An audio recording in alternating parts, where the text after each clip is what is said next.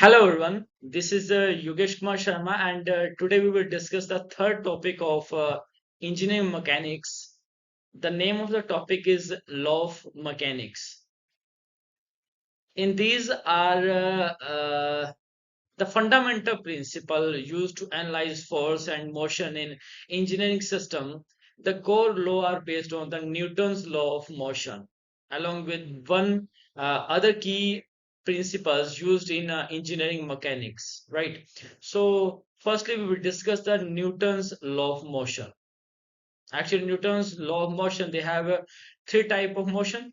The first law means that law of inertia law of inertia, and the second law is law of force, and the third one action and reaction law. We will discuss each one in next slide. The second one is the law of a parallelogram of forces. Next, the principle of transmissibility of forces, principle of superposition. Law of mechanics में ये सारे points हम cover करेंगे. पहले हम Newton's law of motion को पढ़ेंगे जिसमें फर्स्ट सेकेंड और थर्ड लॉ को हम डिस्क्राइब करेंगे. इसके बाद हम law of parallelogram of forces की बात करेंगे, principle of transmissibility of forces की बात करेंगे, एंड लास्ट में हम प्रिंसिपल ऑफ सुपरपोजिशन की बात करेंगे. Okay, so in this slide the first law the means that law of inertia, right? What is the law of inertia? It states that a body continues in its state of rest or uniform motion in a straight line unless acted upon an external unbalanced forces. इसको थोड़ा सा मैं easily form में आपको समझाता हूं कि this means an object will remain at rest, कि कोई ऑब्जेक्ट है वो रेस्ट पे है और मूव एट कांस्टेंट वेलोसिटी या फिर किसी कांस्टेंट वेलोसिटी पे मूव कर रहा है, unless A net force act on it. जब उस पे कोई ना कोई फोर्स लगेगी तब. ठीक है, और इजीली करता हूं, एक एग्जांपल लेके बात करते हैं कि न्यूटन्स फर्स्ट लॉ बोलता है कि अगर एक बॉल जो है वो आपने कहीं रख दी तो वो बॉल जो है वो रेस्ट पोजीशन पे है, स्टेट ऑफ रेस्ट है, रिमेन्स एट रेस्ट पोजीशन. कब तक? जब तक उसको हम कोई फोर्स अप्लाई ना करो. A football on the ground will not move until someone kicked it. जब तक कोई उसे किक ना मारे तब तक उसमें कोई मूवमेंट नहीं होगी. ये कौन कहता है? Law of inertia. Clear? Law of inertia क्या कहता है कि a object remain rest until someone apply the force. जब तक अप्लाई नहीं किया जाएगा किसी फोर्स का तब तक वो बॉडी जो है रेस्ट पोजीशन पे रहेगी. ये कौन कहता है? Law of inertia. इसके बाद बात करते हैं कि second law of Newton laws क्या होता है. The second law of Newton is law of force. The force acting on an object is equal the mass of the object times its acceleration. हमने कल जब हम एमएलटी के form में चीजों को समझ रहे थे तो हमने काफी चीजें समझी थी. उसमें फोर्स भी हमने समझा था, एक्सीलरेशन समझा, वेलोसिटी समझा था. तो फोर्स क्या होता है? Force is equal to mass और एक्सीलरेशन. तो इस इक्वेशन का बनने का रीजन क्या है? Newton second law. Force is equal to mass into acceleration. Force acting on object is equal to the mass of the object times its acceleration. Here F is the here F is the force जिसको हम Newton से interact करेंगे। m denotes to the mass which is in kg, and a is the acceleration in meter per second square, right? If we take the example of law of force, if you push two object, one object is lighter and another one is the heavier, with same forces, with same forces, then the lighter object accelerates more than the heavier one. Mean अगर आप किसी दो object को लो, एक भारी होना चाहिए, एक हल्का होना चाहिए, और दोनों पे आप सेम फोर्स अप्लाई कर रहे हो, तो आपका जो लाइटर वेट का ऑब्जेक्ट है वो ज्यादा एक्सेलरेट करेगा रेदर देन हैवियर ऑब्जेक्ट। भारी चीज जो है वो कम एक्सीलरेटेड होगी लाइटर ऑब्जेक्ट की, क्योंकि सेम फोर्स अप्लाई हो रही है। ओके, ये क्या है हमारा सेकेंड लॉ। थर्ड लॉ होता है एक्शन रिएक्शन लॉ। आपने ये सुन रखे हैं चीजें, आपको ये इजीली पता है चीजें, बट आज हम इसको अच्छे से अंडरस्टैंडिंग करेंगे कि हमारा न्यूटन्स लॉ, हमें तीन न्यूटन्स लॉ है, तो तीनों न्यूटन्स होता क्या है, और इंटरव्यू में जरूर पूछा जाता है। इंटरव्यूज में आपसे न्यूटन्स के लॉ जरूर पूछे जाएंगे, क्योंकि वो आपका आईक्यू सिस्टम देखना चाहते हैं कि आप कितने पढ़े हो। थर्ड लॉ बोलता है कि action reaction law means for every action, हर एक एक्शन का there is an equal and opposite reaction.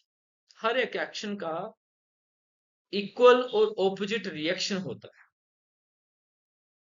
जैसे कि when you jump of a boat, आप बोट पे जंप करते हो, the boat moves in the opposite direction.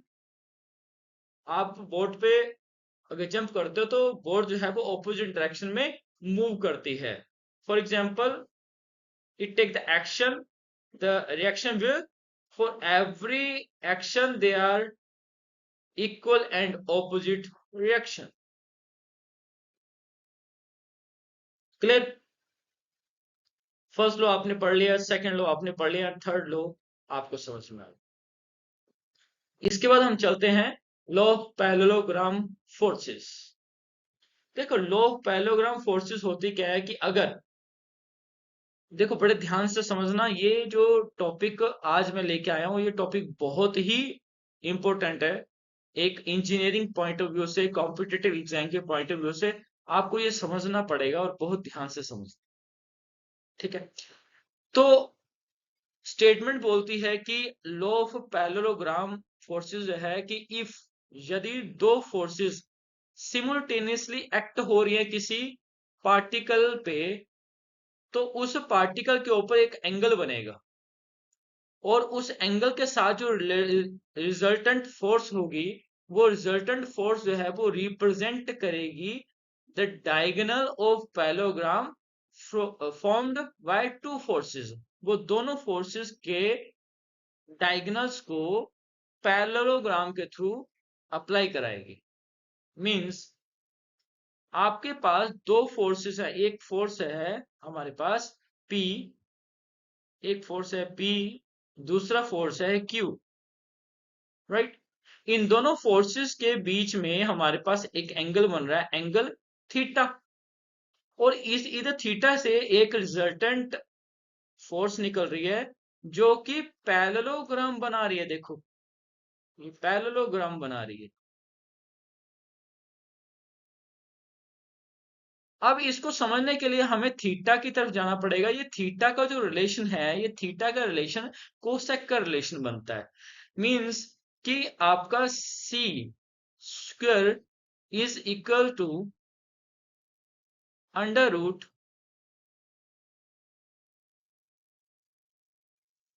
ए का स्क्वायर प्लस बी का स्क्वायर माइनस 2 ए बी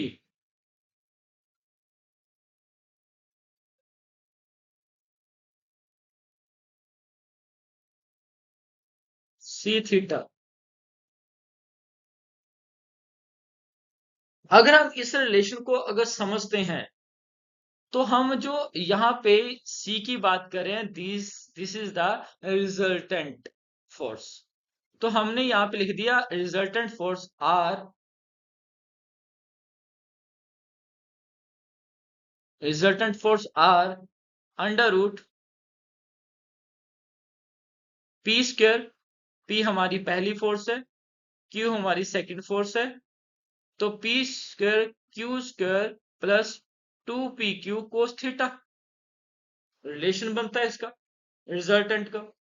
यहाँ पे हमारे पास P और Q क्या है, दो फोर्सेस है। थीटा क्या है, ये एंगल, थीटा क्या है, ये एंगल है बिटवीन देम, उन दोनों के बीच का एंगल है। आर क्या है, resultant force, R is the resultant force, right. So law of parallelogram of forces भी आपको पता लग गया। इसके बाद हम पढ़ते हैं principle of transmissibility of forces. देखो ट्रांसमिसिबिलिटी को आपको मैं पहले भी एक बार प्रीवियस चैप्टर में हम पढ़ चुके हैं। ट्रांसमिसिबिलिटी क्या होती है कि अगर एक ऑब्जेक्ट है, ये एक ऑब्जेक्ट है, इस ऑब्जेक्ट में दो फोर्सेस लग रही है, एक इस साइड को, एक इस साइड, और दोनों फोर्सेस जो हैं वो इक्वल हैं। दोनों फोर्सेस क्या हैं, इक्वल हैं, कि ये F1 F1 ये क्या है, F2,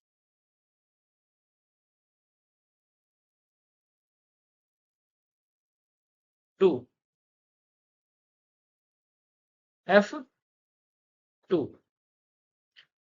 तो F1 जो है वो इक्वल टू में है F2 के। जितना फोर्स F1 का लग रहा है उतना फोर्स F2 से लग रहा है। अगर दोनों का फोर्स एक जैसा अप्लाई हो रहा है तो डिस्प्लेसमेंट क्या हो जाएगी, जीरो। ये हमने कल पढ़ा था। इसको बोलते हैं टेंसाइल स्ट्रेस। कंप्रेसिव स्ट्रेस, अगर आप दोनों अंदर की तरफ कंप्रेस कर रहे हो between same force, with the same force, तो जो डिस्प्लेसमेंट है वो कितनी होगी, जीरो।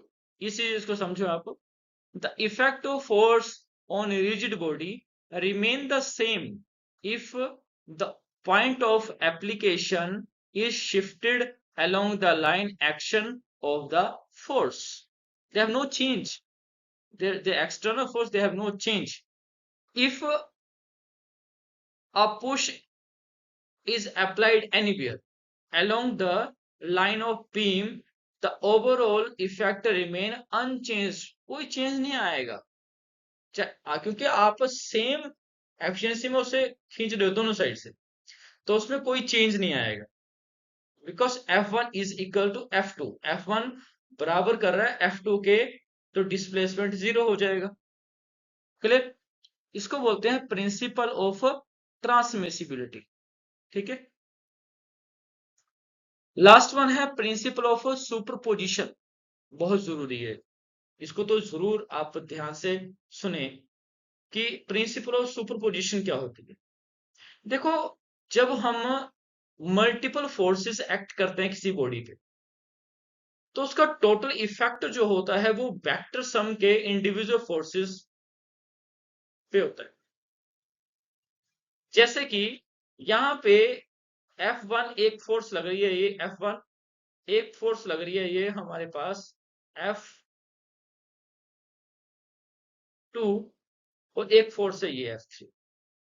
बोल रहे if three force are acting on a point, एक पॉइंट पे तीन फोर्सेस अप्लाई हो रही हैं, their resultant can be found by vector addition. तो जो उसका रिजल्टेंट है, ये वाला जो रिजल्टेंट है, ये रिजल्टेंट वेक्टर एडिशन, मतलब सबका एडिशन होगा, ये सब का एडिशन। सारी फोर्सेस का एडिशन हो। ये कौन बोलता है? Principle of superposition.